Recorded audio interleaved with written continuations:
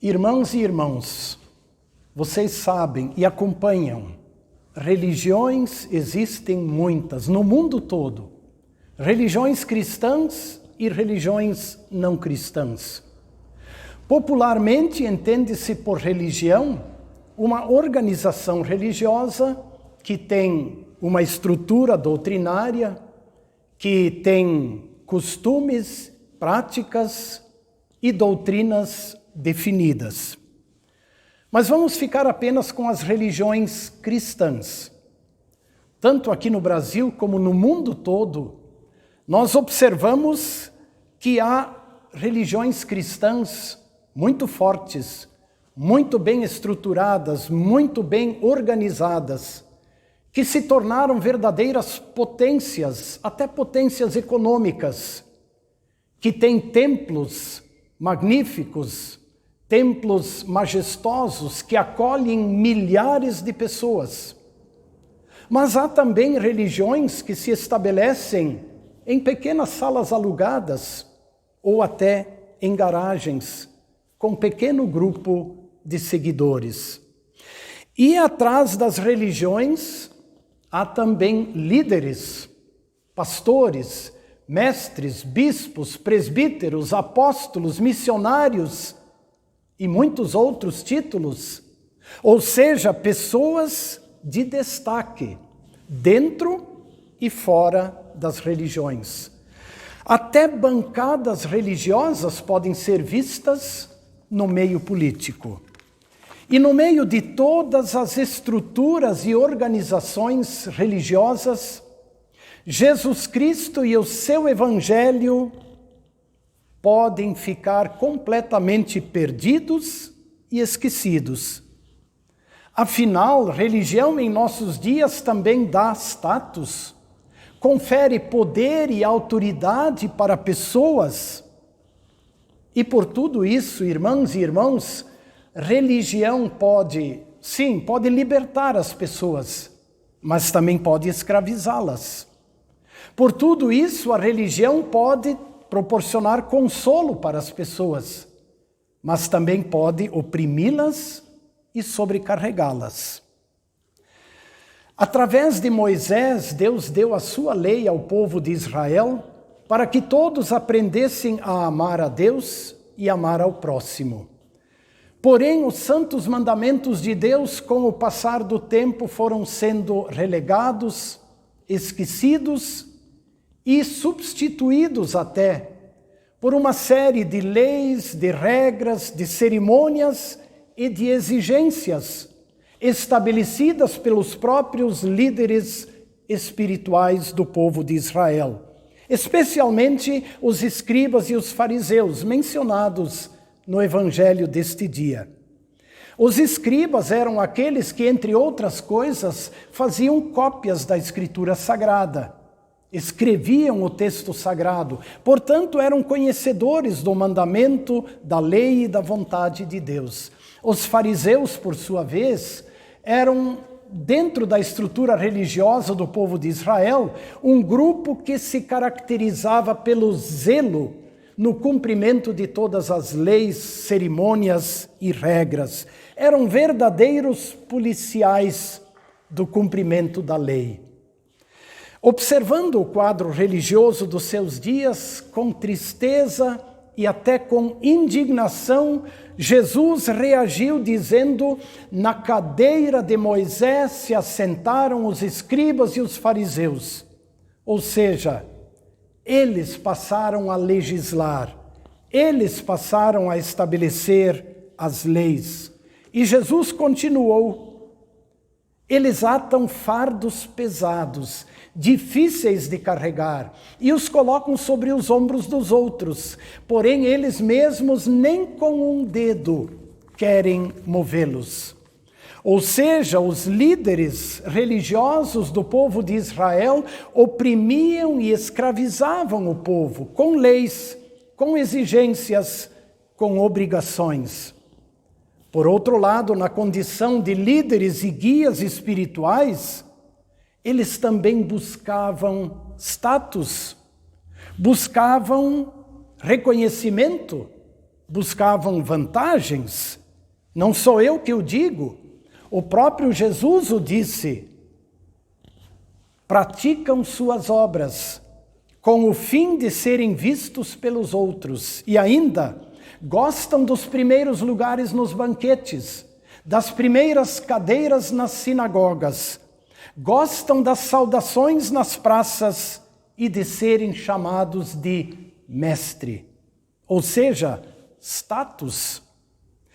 Observaram como pessoas também podem se utilizar da religião para benefícios próprios? Por essas e outras, religião também pode escravizar em vez de libertar. Mais ou menos 1500 anos depois, na Idade Média, a realidade religiosa não era nada diferente daquela que Jesus viu. A religião da época apresentava um Deus vingador, um Deus que castigava com a morte e com o inferno. Estas ameaças eram despejadas sobre o povo e o medo de Deus aumentava entre as pessoas.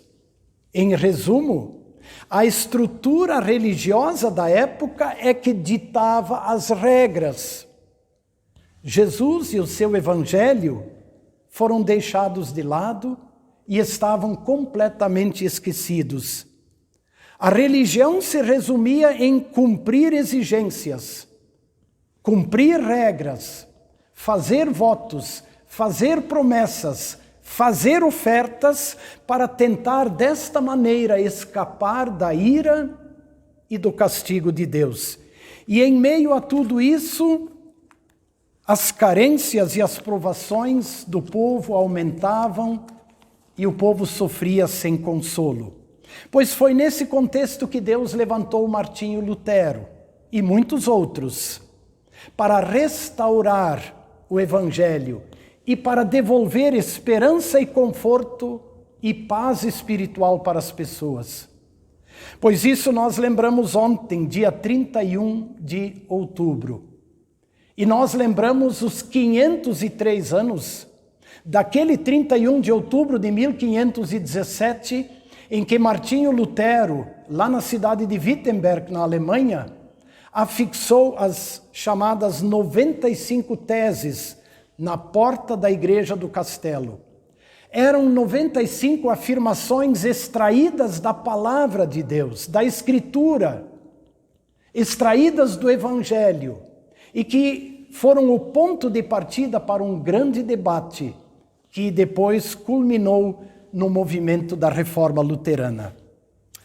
Mas falamos tanto de religião, afinal, o que é religião? Há diferentes explicações sobre o nome, sobre a origem e o significado da palavra religião.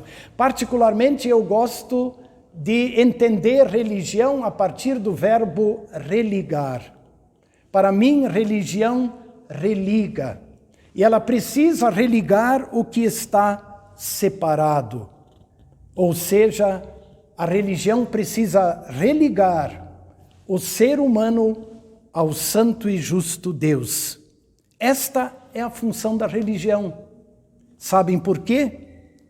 Porque após serem criados à imagem e semelhança de Deus, Adão e Eva, vencidos pela tentação do inimigo Satanás, pensaram até que podiam fazer suas próprias leis.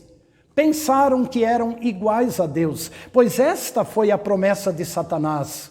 Se vocês comerem da árvore que está no meio do jardim, como Deus sereis conhecedores do bem e do mal.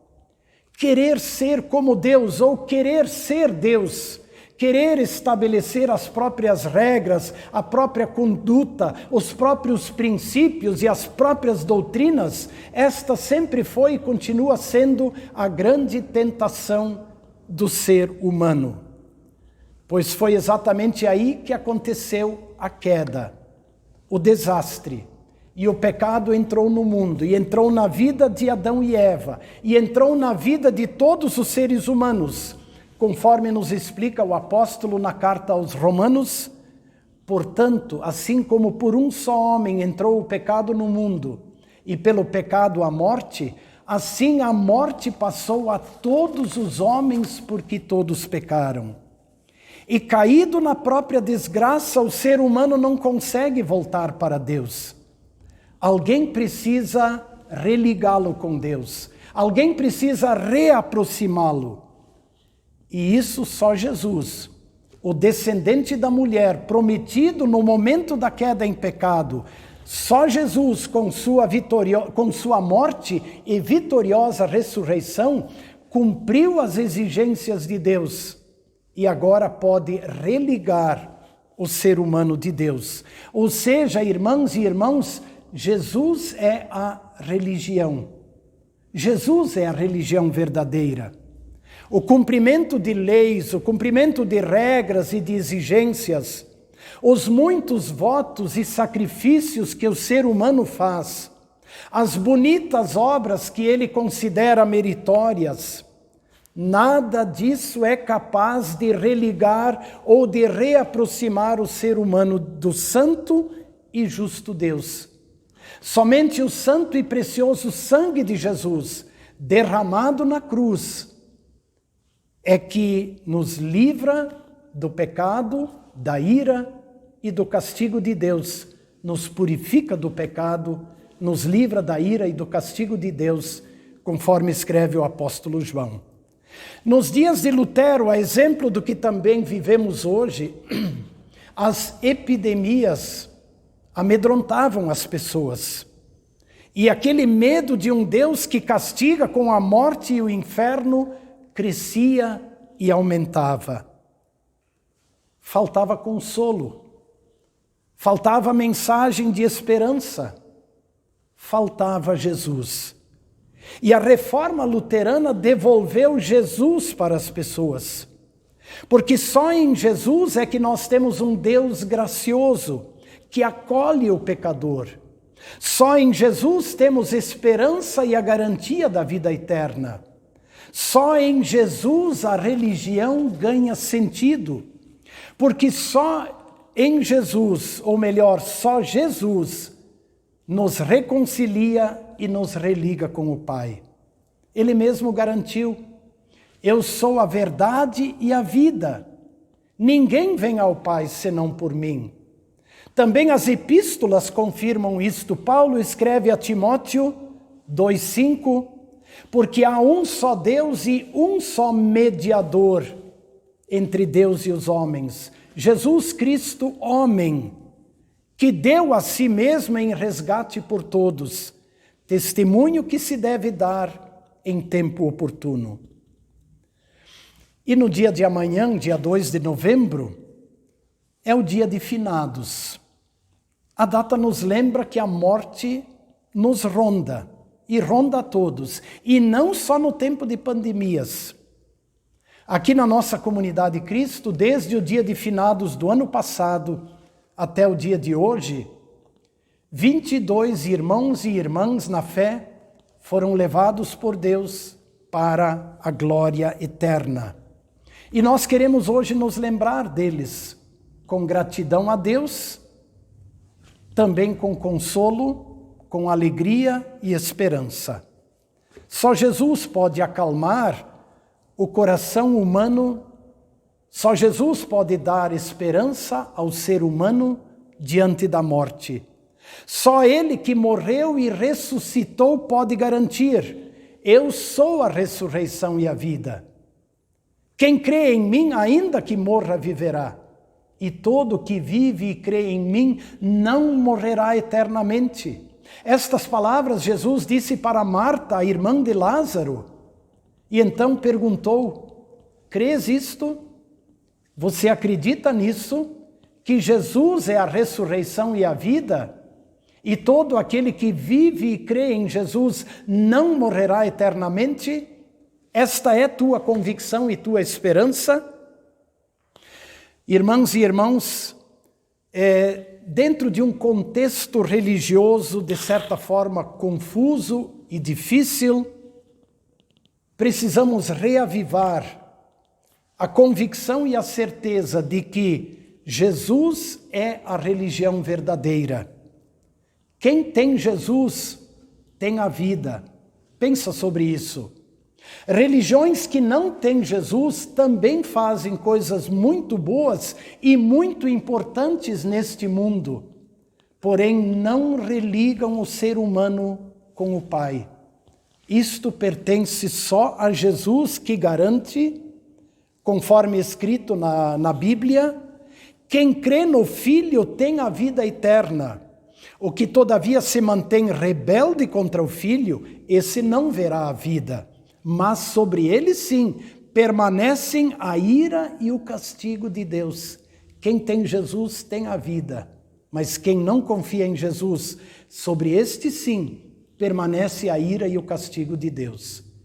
E eu quero concluir este momento lembrando aquela palavra de Jesus, conforme João 14, quando ele disse, não se perturbem. Na casa de meu Pai há muitas moradas e eu vou preparar-vos lugar. E quando eu for e vos preparar lugar, voltarei e vos receberei para mim mesmo, para que onde eu estou, estejais vós também. Jesus voltará para nos receber. Você já pensou sobre isso? Você já pensou que linda surpresa nos aguarda? Jesus irá nos receber para estarmos onde Ele está. Que expectativa maravilhosa! É claro que enquanto aqui vivemos, nos servem as palavras do salmista, que pergunta, por que estás abatido, ó minha alma? Por que te perturbas dentro de mim? Confia em Jesus. Confia, eu ainda o louvarei nesta vida e me alegrarei naquele dia maravilhoso em que Ele me receberá. Amém.